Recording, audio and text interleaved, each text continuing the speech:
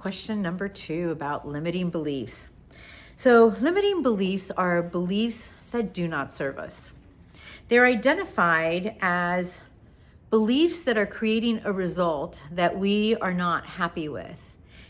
Those beliefs were programmed into our brain when we were young. From the ages of like 0 to 7 is typically when that happens. And it's based on us being a sponge and taking in all the information from our parents, our teachers, our church leaders, the news, movies we watch.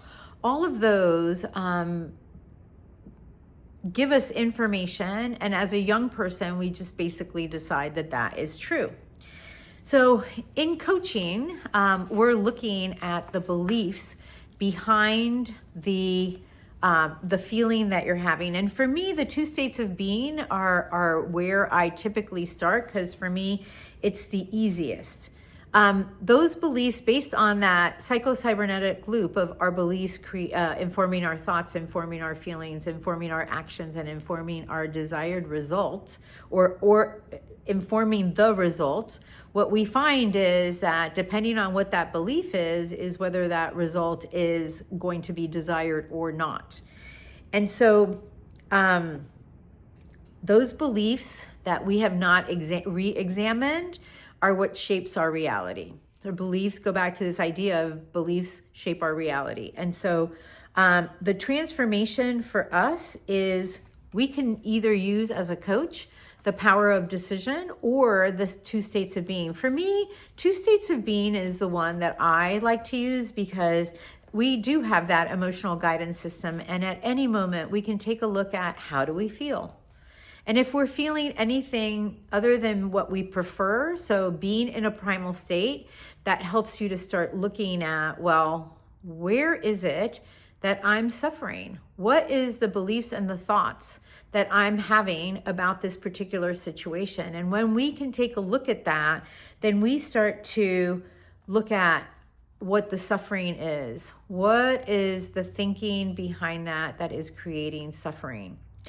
And we start looking at, well, if that's creating suffering, if that's putting you into a primal state, then we teach that that is not true. And so if it's not true, then what would be true? And we help our clients to make a new decision about what could be true. And then we help them through the decision matrix tool to look at what are the beliefs or what is the evidence that we have in this moment of that new decision being true.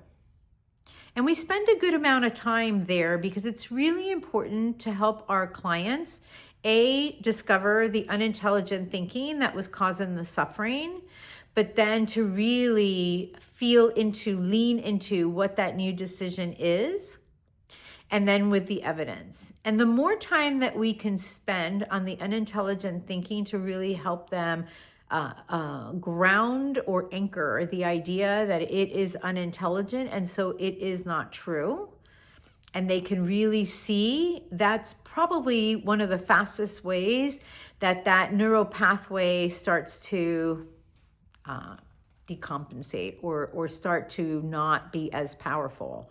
At the same time as looking at what the new decision is and gathering that evidence and really helping them to know how important that evidence is. That is how we create a new decision and the transformation that we are looking for.